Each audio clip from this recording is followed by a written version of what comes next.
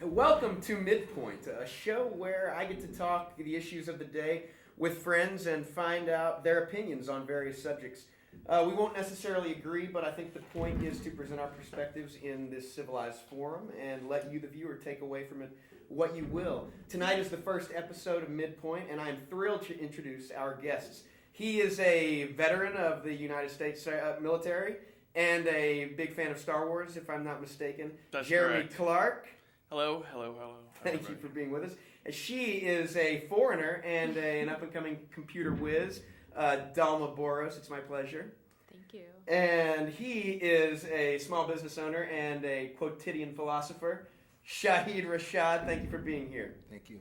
So I wanted to start out talking about reproductive health and the state of said in the U.S. today. And I'll start out with this stat.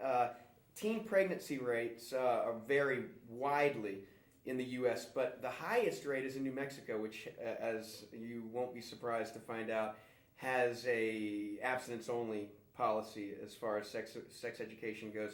New Hampshire has the lowest teen pregnancy rate.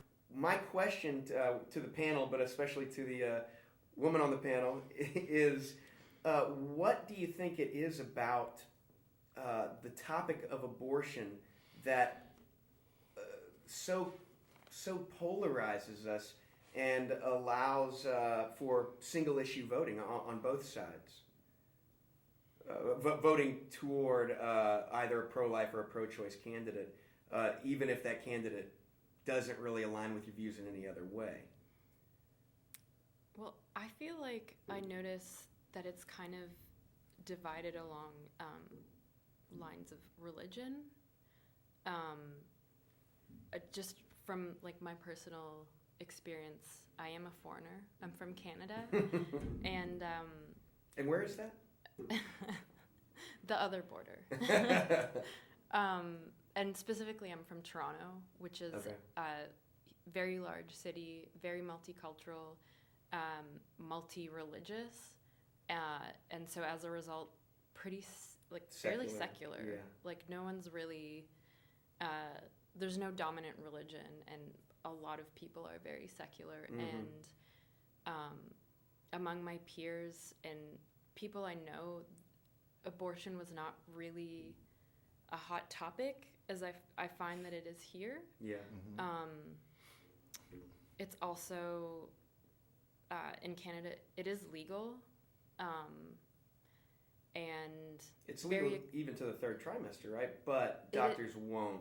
You're not going to find a doctor that will perform a third trimester abortion. Yeah. So it actually, there are no laws against abortion whatsoever. So legally, yes, you could perform a third trimester abortion, but people don't really do that because for various reasons. Yeah, it's a cultural thing as well as an ostensible moral reason. But I was reading a book recently, Jared Diamond's The World Until Yesterday, and he talks about the Senegalese, among others, he talks about a lot of traditional societies, but these Senegalese folks don't consider the child a person until that child is named by the village. And so even after birth, if the mother feels that she cannot care for it, or if the baby is, God forbid, crippled or deformed, it's the mother's job to kill that child, because what are they going to do? You know, it's a completely different set of difficulties when you literally live in subsistent Tribal. And a tribally. child's a huge drain on resources. Yes. For a very long time. And so even if the child has no illnesses or malformities, often if she has another child who's under 4, they'll still kill the baby, because what are you going to do? You can't carry 2 kids from your to your next hunting ground or wherever it is that they're staying. These are itinerant people mostly. So I think it speaks to, as you said, kind of this isn't to insult small town people, but the more adultness that comes with living in a city, where you have to kind of live and let live. Have your beliefs and allow the person next to you to have theirs because it's proximity. Mm-hmm. You know, like within the framework of reproductive health, the World Health Organization would define it as having the obligation to take care of a person physically, mentally, make sure that any infirmities or diseases is treated. Mm-hmm. But when you really look at it in depth, like the United Nations established what they call a population conference. Now this conference was established in 1954, if I could remember. But thereafter, 20 years later, when the conference was initially established, they was recognizing that the world population was like booming. Yeah, it was catapulting, right? So they went back, I guess I'm gonna call it a laboratory, because these are scientists, right? They went back into the laboratory 20 years later in 1974, they came to the conclusion that this overpopulated, this system of populating the earth has begun to affect them economically, right? And countries became underdeveloped. Yes. Because of this population growth, right? Yes. So you had again going back into the laboratory trying to figure out how can we sustain our existence economically, financially, right? How can we sustain ourselves by no longer actually being the caretakers of the earth, extracting all the resources from the earth, but minimizing the population growth. In 74, let me say, 10 years later, in 84, you witnessed this. Now, this was in Cairo, Egypt. You witnessed where, in 84, where like China, India, places like that who has the largest population, they begin to implement programs, reproduction programs. Yeah. Towards women. You can't have only but one child. China's one-child policy. Yeah, that one-child policy. Which is only in the last year or two it's been rescinded or altered. Alter. Yeah. Exactly, alter.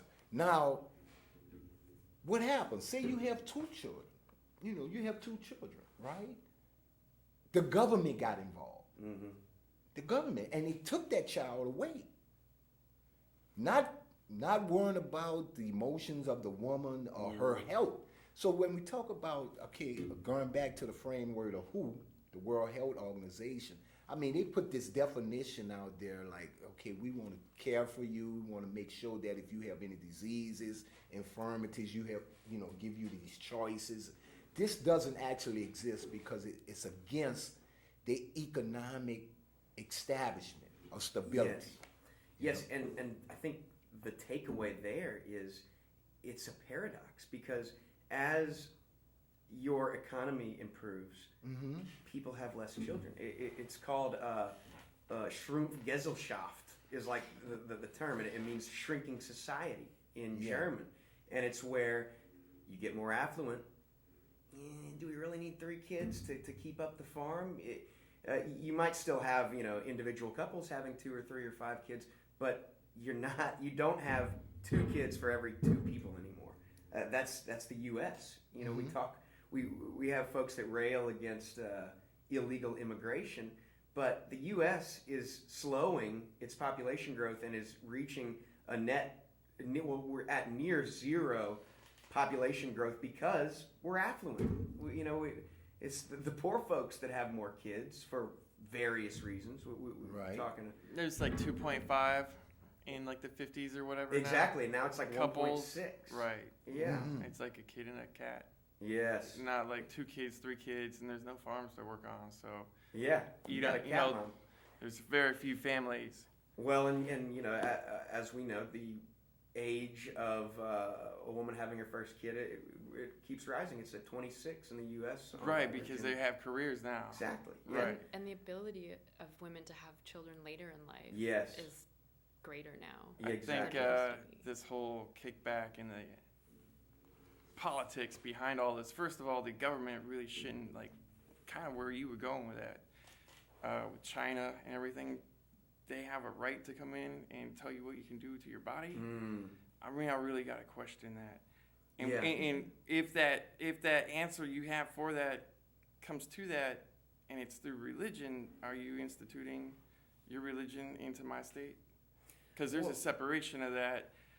We got to look at this in a whole different mixed bag of things. Yes. Mm-hmm. But really, it's patriarchy and the man trying to control the woman. When Trump's signing all this stuff lately for women, not one in there is all men, except for Kellyanne sitting on the couch trying to look cute, you know? Like, Betty, your boss. it is really obvious. Yes. They're making it really obvious, these guys right now in the White House. Yes. And it's not, as a man, do they really get a vote on that? I don't think so. All the female senators, they can vote on it.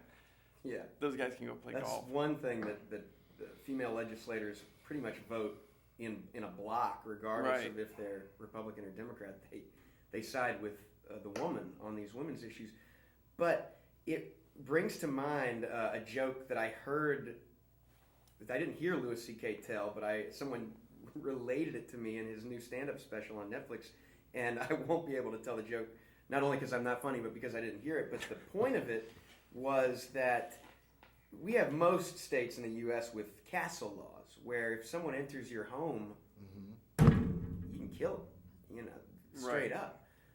What is more of a castle than one's own body? Your body is a temple. And then that brings up, I think, a more important point that I wish the religious right would take to heart, which is that, as we're talking about with affluence, if you have access to medical care, if you have access to, just warmth, Maslow's pyramid, you're less likely to have an abortion. You're less likely to ever go into that Situation experience to that begin with, situation. right. Mm-hmm. And so, if your goal is to limit abortions, there are better ways to do it than To outlawing outright prohibition, because that is going to make more abortions happen, and they're going to be the wrong ones. They're not going to be in a medicinal facility. They're going to be dangerous. Right, it's going to be bad. Plus, and it just puts the woman in these Precarious. dangerous, right, precarious because situations. now you're going to like some sort of illegal doctor or somebody that knows somebody that said they know how to do it. Thanks, Google. Oh wow! I don't know. How to. Where we would be, Yeah. But I also think, and I don't want to sound like a conspiracy theorist, right? Please. Oh, the show's getting good now. But I also think that this information in reference to abortion is put out there, right? You have the cons and your pros, right? That's actually placed out there for the purpose of society actually banging heads and bickering for a more widespread idea, to kind of like cause a distraction concerning healthcare or reproductive health. And the interesting thing is, I think people on both sides just want the best. Like, no one is Absolutely. evil. No one's cackling. Like, Absolutely. everyone wants They to both do want the goodness the for best everybody. thing. Well, and see, go ahead. Yeah, and that's the interesting part is that everyone kind of wants the best, what they view as the best thing, but it's so polarizing that it's really such a strong versus. That's right. I think it also has to do with that it's not necessarily that it's interesting. I think it's mundane. I think at the end of the day, it's not sexy. It's just the truth, and we would much rather have that sexy conflict than C-SPAN. Yes, than C-SPAN. Right, exactly. absolutely. And they do that, like you were saying, Shahid, to pull us apart, because if we all work together on things, it probably wouldn't be an issue. We could probably come together on it. But if you have like the religious right going this way with it, conservatives saying kind of something else, and then you have Democrats, and then you have like the Green Party or other leftists saying things. Now you have like 4 groups that are infighting on both sides, and then they're fighting each other. But what's happening there is, progress for those that are reaping the rewards currently. Just continuing the cycle. So it's conspiracy theory.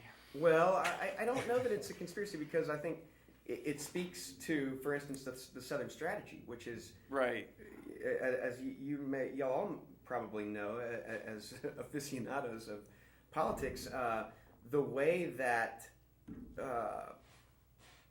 racism was couched in the 60s to win over Democrats in the South who just voted as a bloc as Democrats was to say, well, you don't want those black folks coming up in a way that's going to throw you off your game. That's right. Because if they start, they phrase it as a zero-sum game. There's only so much money out there. If these people start making a little more, that might leave less for you.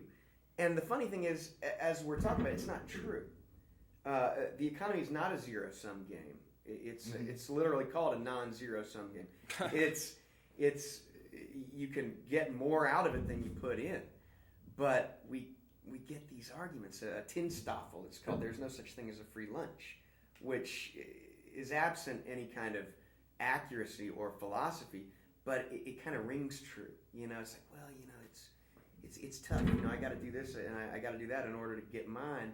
But the distribution of like when you talk about like through the civil rights movement and stuff like that, where you have these people trying to ostracize, where you have people ostracizing other people in terms of wages and stuff like that. What they did, and going back to what I'm saying in reference to influencing, what they did, they say, okay, we're not going to give them, these black people, we ain't going to allow the equality of wages or the sense of living to reside among them. What we're going to do, here's these people in the background, we're going to bring our women, because remember, during the civil rights movement, the women was being somehow suppressed, even today when we talk about wage inequality. That's still an argument. But the women was being suppressed and saying, hey, you stay home. But she said, it's time for us to be liberated. So they combined both the civil rights movement and the women's movement together. And they say, okay, we got to make a choice here, right? Blacks, you stay over here. Women, you come on. So going back to your point, the money was always there. The money was always there. It's just the distribution of it. They don't like that word. They don't like They don't like that word. Redistribution of wealth. Another term for it is a Pareto improving move. You take $100 million from that billionaire over there and use it to give microloans to communities to fix up their homes, increase property value, whatever it may be. Like we say, you get more in than you put out, but it's easier to phrase it as, watch out, he's coming for you. I've heard the capitalism in the U.S. described as, and we were talking about it before the show, it's something other than capitalism, but described as baking 20 cookies, and when they come out, the banker takes 19 cookies and says to the worker, hey, that immigrant's trying to steal your cookie. Yes, that's right. And they're why does that guy get 19 cookies? It's kind of frustrating because that goes actually to healthcare, and that's what Democrats and Republicans does. That's what they do. The Democrats are saying, they okay, pit us against each other, right? And they're saying, hey, we need universal health care, but at the same time, the Republicans saying, hey, we don't need, because what the Democrats are saying, they're trying to steal your cookie. Exactly. Right. They're trying to take your That's money. what they're saying when it comes to health care. I hear it often from the Republican side or the right, or whatever you want to call it, where they say it's this free money. We can't just give out this free money. And I feel like it's totally divorced from the reality that this is the taxpayers' money. Yeah. This is not your money, legislator or leader. This is our money. And if it's not going to be spent on us, what are we giving it to you for? Stock So it's investments. obvious that they both are wrong. Military. Yes, but see, and that's where, yes, exactly. That's kind of the larger point. And that's why it goes to, like, me and the guy was discussing that, and I don't want to get off the subject. No, please. When we talk about the establishment of power in wherever you reside, right? And people are under the understanding that to have this great big bank account, right, you have power. But the power really resides when you have taxpayers. If you are hiring, if you have a small business and you have 20, 30, 40, 50 employees on up, that's where the power lies. When you go before city government, when you go before federal governments and you say, hey, I want this, or you want to lobby something, they're going to say, well, how many people do you employ? Mm-hmm. Right. You can't go in your pocket and your wallet and give them a credit card or go in your pocket and give them this wad of money, right? Yeah. That's not what they worrying about. They want this money to come through the system of things. So they say, okay, how many taxpayers do you have on payroll, right? So that's where the power lies. Oh yeah. You agree? Oh yeah, that's what you got to petition for too. If it's not like a business related thing, community, maybe they'll listen to the petition, maybe not. But you get those signatures door to door. It's like work, but it gets things done, and that's the power. The power's in the people. You just have to organize them to get them all to see the light of your understanding or the understanding. What is the situation? If they all agree in this situation, something like Black Lives Matter protests in the different areas that they were in were they were definitely about the same thing, but about different subjects, and they went about things different ways.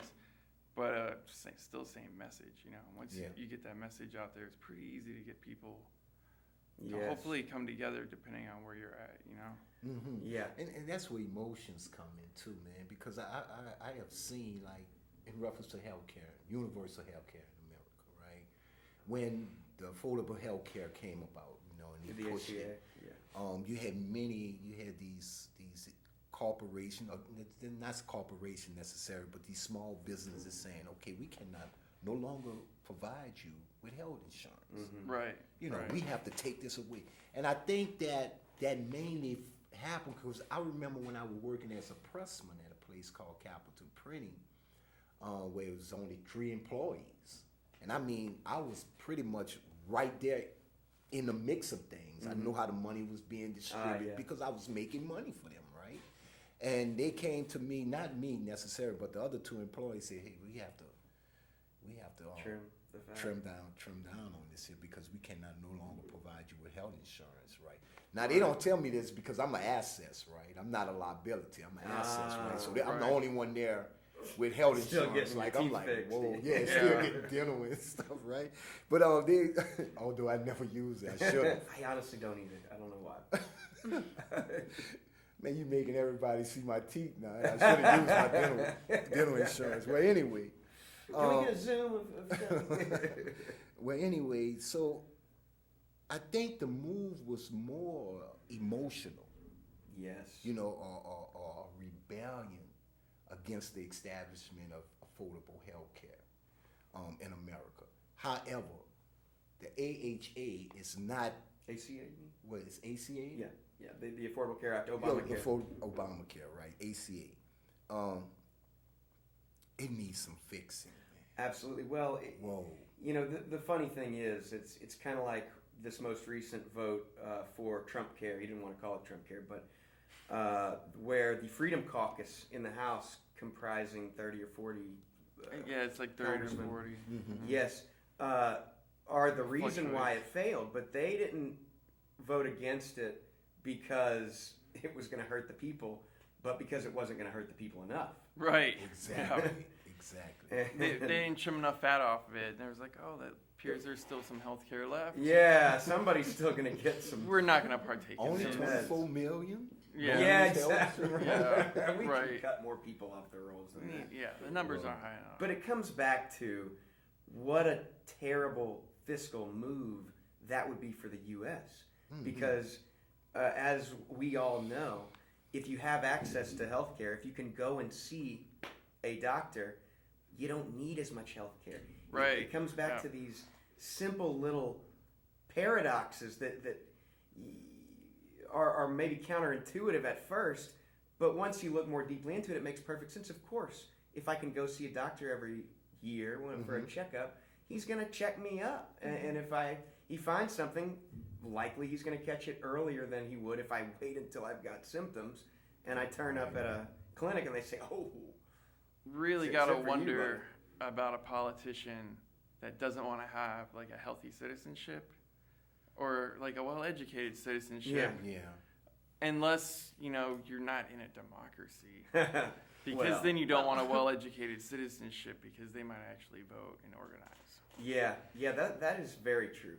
And that goes back to the mortality rate. When you begin to look at the lifespan of people in America now, it has it's going up. It hasn't went up. I was amazed to see, because at one time, the lifespan of an African American was like, male was like 68. Mm-hmm. Right. 68. He had risen to 72. Ah, really? Right? Mm-hmm. The lifespan of an African American woman was 72. It has increased to 75. Right? So, and I'm calling those now, the lifespan of a Caucasian American, right? Was like male was like already 72. Now it's 76, 77. Yeah, and women it's like 80. Right? Yeah. So now they like, wait a minute here, man. I mean, these people. Oh, yeah. So going back to the Let's 24 cut the health million. care back. We got too many Exactly, healthy people. There's too many exactly. people around. I see where you're going with this. Exactly, man. It's an actuarial thing. Well, you know what? Since we've kind of naturally gone into the broader topic of healthcare, I just want to state one stat, and we can talk about it a bit, and then move on to our next topic. So this is 2014 numbers, but the total U.S. health expenditure, including public and private, so including everything the government spends and everything that you spend out of pocket or through your employer if you're lucky for healthcare, it's $9,451 per person in the U.S. So as you said, something like it's in the trillions. So that's $4,400 per person that the government spends, and another $5,000 approximately that we each spend per person per year. The average of the economically developed countries is $3,700 a year total. So we're spending almost 3 times as much as the average. And if you have good health care, you get good health care, but a lot of folks don't have access to that. So that's what we're spending per person in a country where almost 50 million people still don't have access to health care. That's actually, Where does the money go? it's twice as much as Canada. Yeah. Which I looked this up too. They spend $4,600 Okay. a year, So they're about close to the average, the global average. and it is less than half of what is spent in America, and 70% of health costs are paid by the government in Canada, whereas here it's 48.3. Yeah. So those, And that's just those like stats elderly alone. and Medicaid. Yes, and like exactly. people that are on Medicare and Medicaid. So that's it all would that skew is. to, That's why the it's- very poor and the Right, the very old poor infirm. and the elderly and retired. And yeah. it's interesting that you mention when you have access to it, you use it less, because in my experience growing up, I've never had a major procedure, so I've never dealt with the Canadian healthcare system in terms of surgeries. Yes. But I did go to the doctor every year. I got my checkup every year. When I was sick, if I had a flu or something, I just went. I didn't have to Yeah. worry about if I could go. I just went and got the care that I needed. Yeah. I did have an episode with some back stuff where I was able to see specialists and get that Oh, figured wow. out. And so I never had anything major, but just general maintenance. I was Yeah. able to have that. I feel like even above and beyond the going is the peace of mind that you have Yes. the ability to go. I know Yes. that I've had healthcare now through my employer, thank God, for years, like 4 or 5 years, and I still live as though I don't. Well, it I mean, just I still takes kind a burden off your back if you're poor and you don't have health insurance and you get like a serious physical injury or you get cancer or something. yeah. Medicaid's gonna take you so far, but like what's really gonna happen is you're gonna die like 36 because you couldn't afford to get like chemo and the or whatever. stress. And, right. The And stress and the just worry the day to alone. day, if you're That's not it. sick, that's looming over your shoulder. Yeah. And that's really like And I feel that living here. right, yeah, but like welcome to America, land of freedom. Doesn't Yeah. make you feel real free when you got Free to die in Medicaid the like gutter. monkey on your back worrying about if you're gonna break your arm or a car hits you. some that's the random thing. event happens and like It's over 50% of the population is one accident away from bankruptcy. right, complete. And then like back to medical, the Hippocratic Oath does not have like a dollar sign anywhere in that statement. I don't think like The staff of Aeschylus does have the two why snakes. right, Kinda but like it kind of looks like a money sign, but not really. The snakes are scary though. Don't get me wrong. that. But yeah, why in America did we put the capitalism into our healthcare so hard that it like actually hurts our people, and we're not like providing for our citizens. Mhm. And I think it's like so basic taxes is like 33%. If you have a job that you have healthcare in, what you're paying towards your healthcare would just make that 33 or whatever, like you know, Bump 40 up to 40. or whatever. Yeah. It's the same amount of money. Yeah. It's the same amount of money, and you gotta like a serious, like if your wife gets pregnant, she gets 2 weeks off of work, and then she's got to go back to work, We're the only and country and you on get Earth. and you get nothing, and you gotta worry about the bill that you have to pay your insurance company for having the baby. That is, if you're not married, you could probably have your wife go on medicating and have the baby for free or something silly like that. So if you actually had the insurance, it hurts you. Like doing what you're supposed to do is like a good citizen, have your health insurance, and you're not gaming the system. It like You get taxed. right, they get you. They just kind of like how is that helping us? Yeah. Besides the pharmaceutical companies, I'm sure that doctors love it, but one reason why they get paid so much is because the medical schools charge so much for you to go there to be a doctor. Mm-hmm. Man, you should teach somebody how to be a doctor for free. I mean, come on, they're gonna save your life. You're gonna like Kidding, charge no. them for that? Like, no, that's just. Yeah. I So mean, that goes again to what you were saying in reference to the stress. You know, it's like okay. I mean, you become so overwhelmingly stressed out dealing with how you're gonna provide for your family because you cannot get. You know, hell, you're afraid to go to even discuss preventive health. And Right. So let me go get a checkup. You so too stressed to go there because you're afraid to get this bill in a meal. Yeah. right. Right. And if you have a child, it's taking years off their life. Like letting them Oh, walk sure. around like injured or sick. Like, I mean, that's gonna affect them. You're not really getting them like treated Exactly, medically. man. They're not seeing a doctor. They're either like your yearly checkups, you know, like you were talking about in Canada. You go and do that. That right there is just like preventive maintenance you would do like on your car, but maybe you should do it on your body too and just get a routine checkup. Probably a Probably good adds a idea. couple of years to your life, you know. But if you can't get that, like if your kid gets sick, you got to take them. Like that could be food for the medicine. Yes, Now you sir. got to weigh it out. Yeah. Like, well, I took him to the doctor. I know he's sick, but we got to How eat. many, So how many children do we know, man, that I mean, we see growing, right? That haven't seen a doctor like in Right. years. right, this shouldn't be like that in our country. It shouldn't No like. way. Yeah, I mean, we're, by many metrics, the richest country on earth, and it just seems like somebody's getting grifted somewhere. Oh yeah, somebody's hands. in 'Cause the I know I freaking pay jar. Pretty big chunk of taxes. For what I make, I feel like it would be better served, the economy would be better served if I paid less taxes, just because I'm going to spend it all. Right, It's all going to go right back into that. your pot. health insurance. Yeah. Yeah. I mean, Right. I found out how much they pay per month for my health insurance, and it doesn't make sense. Yeah. Right. And I understand that we got to spread out the love, you know, so that everybody can have it, except that we are spreading out the love, and yet not everybody can have it.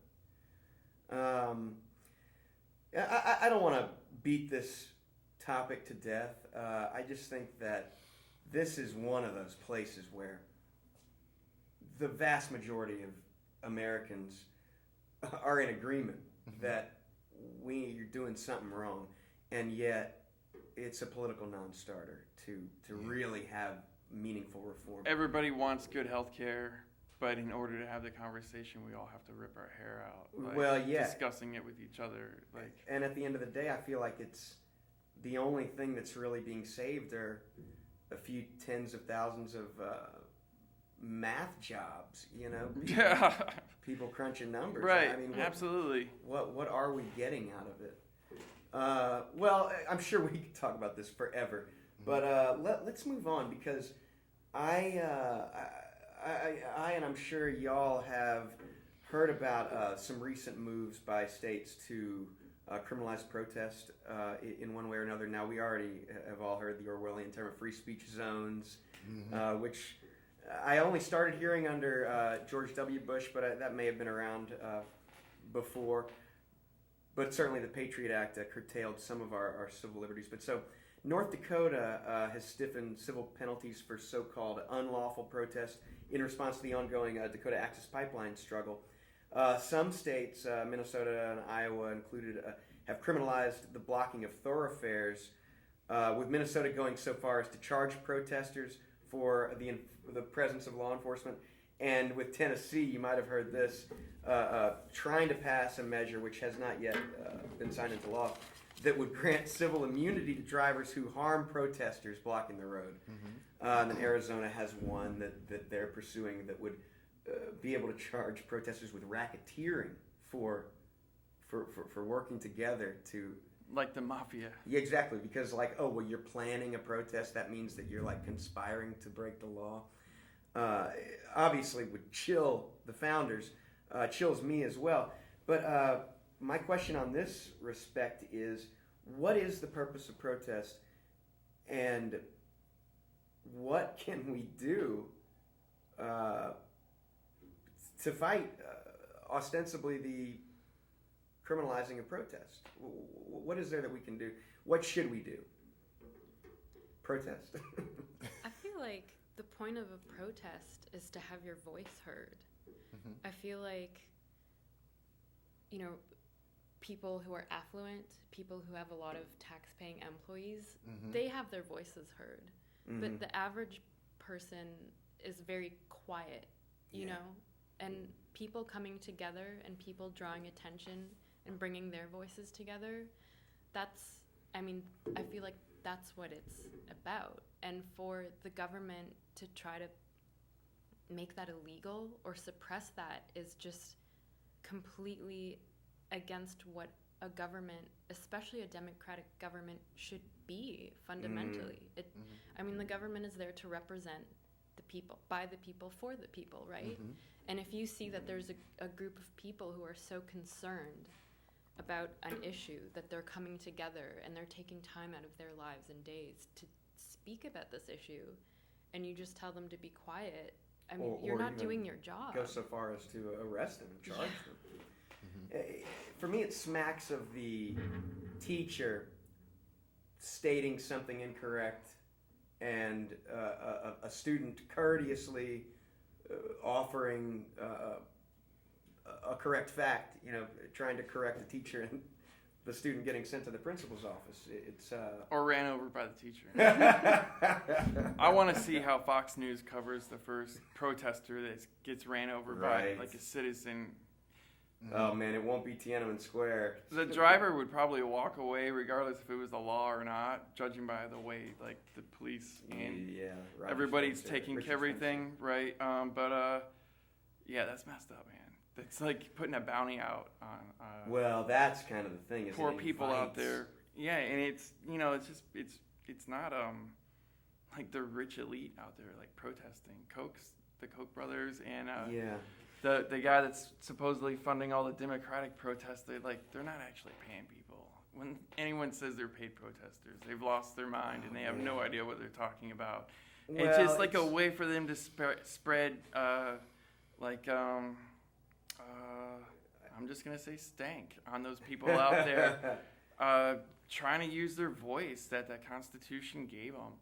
And if you look at the past, it's been about 3 months now since his nightmares begin. And the most recent nightmare. Right. It really kicked off with 2 weeks of protests straight in D.C., coast to coast, cities. Worldwide. Right, because we changed our president.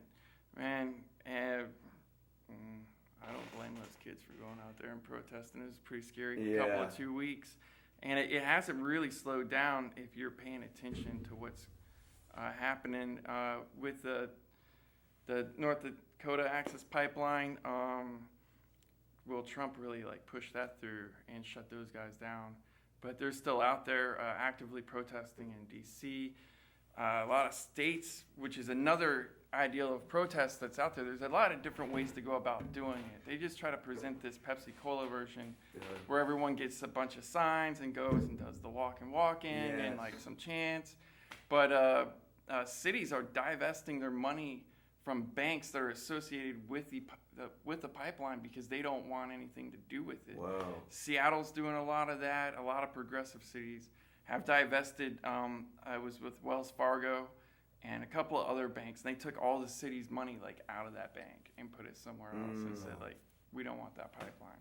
So that's one form of protest, that they got the municipality involved to diverge their monetary investment, which money is the biggest protest in America. Exactly. If you, with United Airlines, that nightmare that happened this weekend, and Bill O'Reilly losing half of his supposedly. Wow, yeah, he supposedly it was 40 or 50, but kind of on the independent.com their podcast today came out, and they talked about what Fox News really did was just kind of shift everything around. People that weren't protesting, they move them into a rally spot, give them some extra ones for free, move these guys over here so they didn't lose any funds or anything. It was just a nightmare for the programmers. Sure. And I guess it said something, because what it says is if you're a Maybelline girl and they walked off O'Reilly, you're a Maybelline girl, maybe you shouldn't be an O'Reilly girl. They're sending a message with their advertisements either way. Yeah. And then there was a counter protest also with that fiasco with the airlines and everything else going on, which could have just been to drown out that. But the alt-right had a protest in D.C. with that Richard Spencer guy came out, an anti-war in Syria protest. So this is the far right protesting the current president, which they backed very, very. They sat around for a year and a half with frog memes all over the internet, doing a lot of work in their mom's basement. Then now they're against him maybe because of the Syrian thing that just happened. That fascinates the hell out of me. The far left came out to protest them because they're possible fascists or whatever, and there's this weird this protest. Really, both these groups of people could have protested that same thing. Yes. But one are a bunch of racists, and the other people enjoy their freedom and they're using their First Amendment rights to try to make a statement. But wow, what a crazy 3 months that's gone through, that we've gone through right there between the pipeline protest and what's her face with the Pepsi Cola. It's getting weird. It's getting weird. We're not even through the first year yet. So I don't think it's gonna slow down unless they start passing some rules like what you were talking about. Yeah. And that's just suppression. That's just obviously suppression. And if you look at the way the media skews things, they'll focus on a trash can being burned. Yeah. And they call that violence. It's a violent riot protest. When you break something. It's literally one 55-gallon drum with a guy drinking a 40 next to it with flames in it. In the 70s, that was just the Bronx, man. Come on. They're going to focus on it. And then it's not even violence against the person. It's a window that gets smashed or a trash can that gets burned. I don't think physical property is necessarily violence. If it's your Cadillac, yeah, they messed up your Cadillac, and I feel you on that, but you probably got car insurance, right? I mean, I'm not saying it's a good idea to go out and do that, but that's not violence against you. That's violence against your car. Man, it was just a really upset kid. And usually they're not attacked. Well, the limos, they'll go after some limos. We'll see. They'll spray paint some limos for sure. But, that's not violence against the person. You're not. When we were talking about this a couple of weeks ago, the idea of protest, peaceful protest, right? Inherent in that peaceful protest is the implicit possibility Absolutely. that it turns violent. Absolutely. That is part of its power. Absolutely. And if we forget that, I think we're forgetting Well- what makes us as a citizenry combined powerful. Yes, everyone loves a good Pepsi ad, and they really like to make Martin Luther King's speeches sound like Pepsi ads. Yeah. But if you look at the body of what he says, it's not like, you know, He was a radical man. he was talking some anti-capitalism, Yes. anti-war machine, unity. The thing that's like giving us the issue is unity, and it's a class system that is in a struggle. Once we get this unity thing down, That's right. it's a class thing, not a race thing. Well, and you know, Martin Luther King Jr. especially was an agitator. Right. And you know, yet he survived for quite a while shaking the boat until he turned his gaze toward the people as a whole, not Right. just black folks, but all people struggling against power. It was That's it was done after that. There was a They speech. finally, whoever it was, Ray, James Earl Ray. Yeah, he shot him. That's right. Yeah, bastard. He had Fuck James Earl Ray. he had we a can still say speech, that. and then like a year after that, the community kind of like ostracized him because he was going about it was more than blackness. It's a class thing. We need to work together, get everybody together. Yes. And they were kind of like, well, you know, this is not like what we're about. And then Vietnam is going on, and he's looking at capitalism really hard, and Well, you see, everyone kind of pushed back from him a little bit more than what was seen. And you know, this revisionist history. It wasn't that long ago. yeah. Well, you see it. But what they Talk teach you about in it, fifth goes grade, back. I have a dream, but it's more than just that. Is what he said. That's right. And when he's marching down the streets, all those black folk and the couple of white folk that were marching with them at any time could have completely lost their mind and just rioted. And that was a possibility. And it scared the hell out of white people back then. So that's what nonviolent protest is when there's that ability for something to kind of get out of control, but you have like almost like military discipline to where everything is in control and you're not losing control no matter if they're letting dogs out on you, you're spraying you with water, you're like, you're okay. This could get wild, but we're gonna, you do what you gotta do, boss man. I'm walking this line to the White House and I'm not stopping. And that is where the empathy, I think is empathy or sympathy. It's empathy. Is the empathy comes out from the viewer, the white viewer in Nebraska that sees this. They're like, what are they doing to those people? Now you're calling them people. Right. You know, Yeah. before It's you like, weren't. It's actually like you being told that Santa Claus exists, right? Oh yeah. And when you grow up, right, and you realize that your truth table kind of becomes job. You know, you say, "Whoa, wait a minute." Santa Claus is a mind bender. Exactly. Yeah. You know, so you know, and again, let me just say this: that protest becomes violent when the economy is being threatened, when their money and you know their financial stability is being threatened, then it becomes violent. Yeah. Right. You know, it's not you throwing a rock. I mean, we have this obvious picture of this Palestinian kid with this little rock standing in front of this tank, right? And it's like, wow, you look at this and say, wow, how can he affect this, right? Yeah. But it's that actual picture. Right. People actually getting the opportunity to see this, right? And what it does, it inspire you Right. to want to speak out against the injustices that is being imposed. Absolutely. You see, and like so Tiananmen that's- Square. Exactly. Going back to what you're saying, when we talk about a defining violent protest, it's not the barrel that's burning, as you Right. stated, right? It's your ability to affect the financial stability of those who want to stay in control. Absolutely. You know? Yeah. Yeah. And that's another little tactic you can use Exactly. on top of all of that. And I think it's going to be well, you know, you never know. Next week it could be a completely different thing. We like all the liberal war hawks are pretty stoked about things right now, Gotta which is love really that. like just boom, you Delivering freedom on an ICBM. just spend a couple of $1 million and get that Raytheon stock up, boys, and everybody's It is, good. And you might be up to 40% by Friday. Who knows? Mhm. But it's also like programs like this that speak truth to power. Just as we market a bottle of water, programs like this where truth is being projected has to be marketed. It has to be marketed. Because people, we become sheep. We begin. Me and you was talking about the recession, right?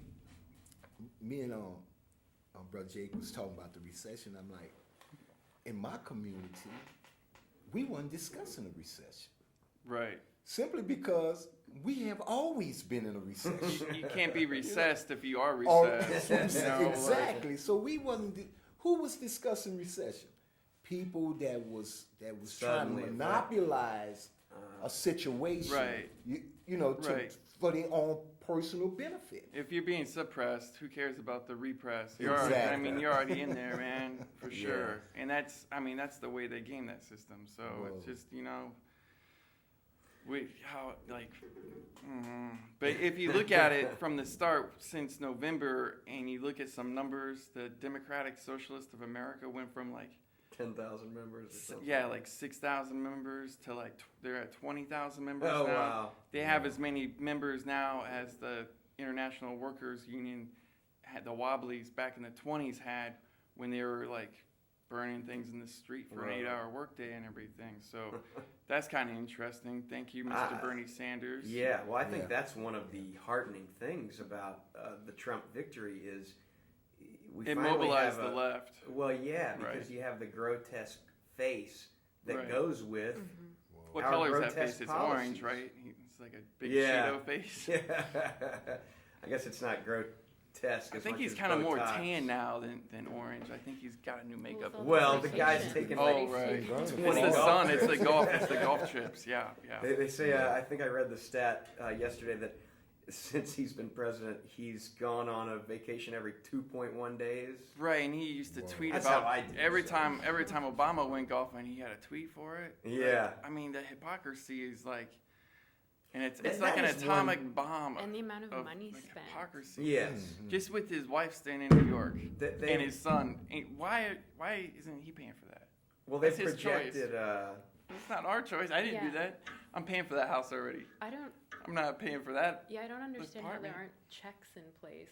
Right. to Well, there are, regulate.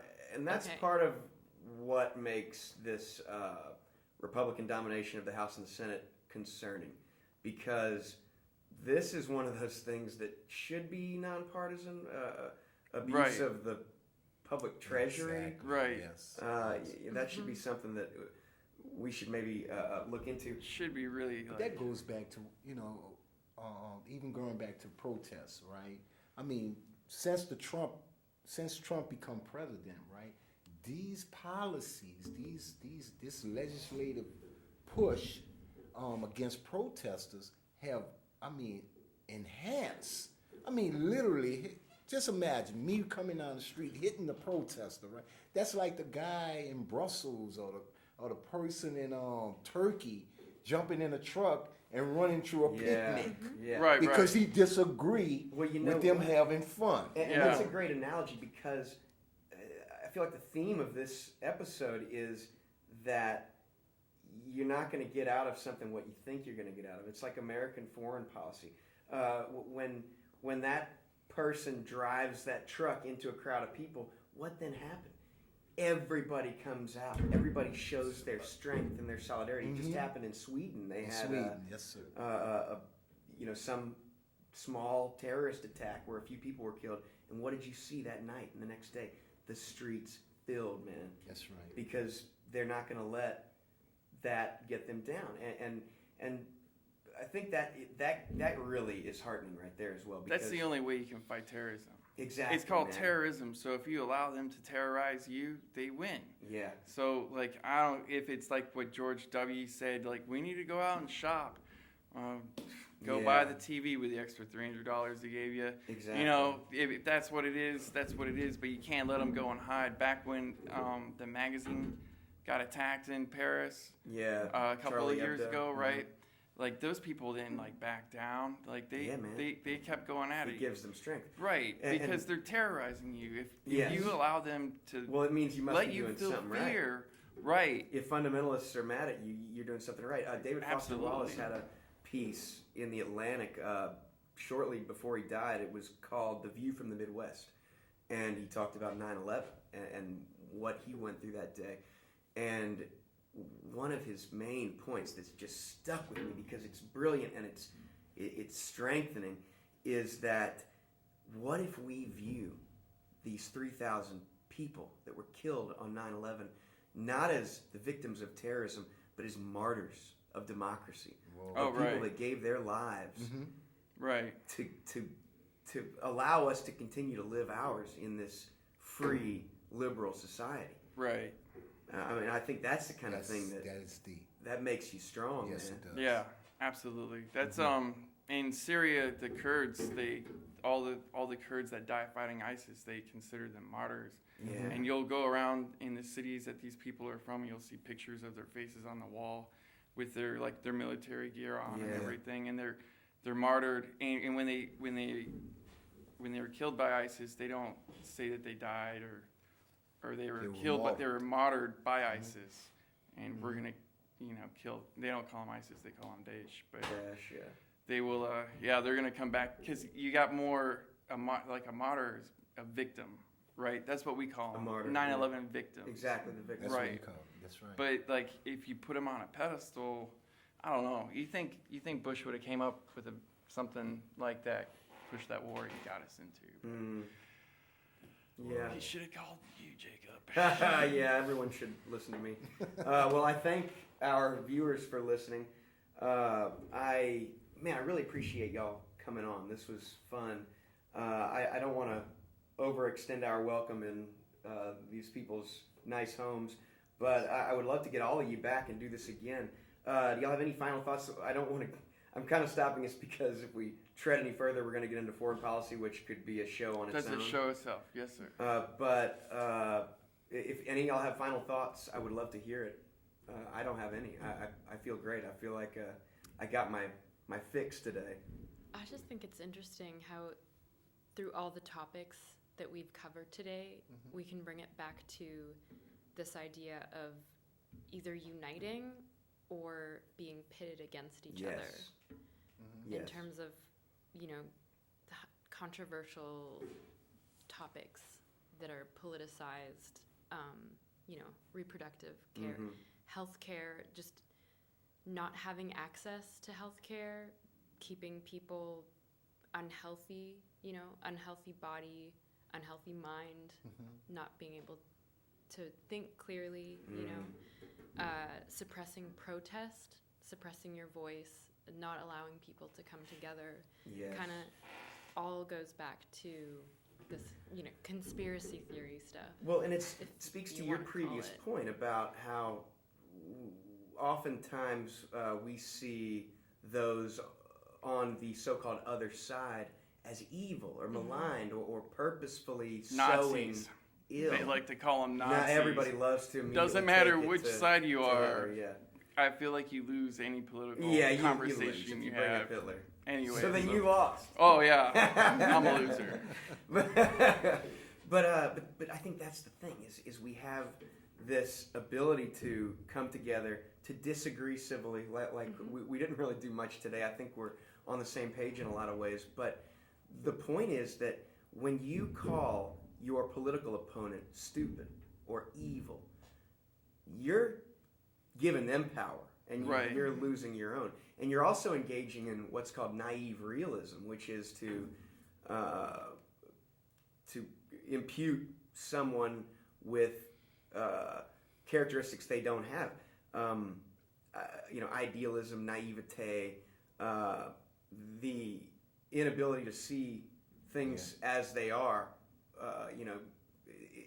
It's just funny because by doing that, you're mischaracterizing your enemy or you're seeding someone who could be an ally, and neither one of those things is going to get you where you want to go.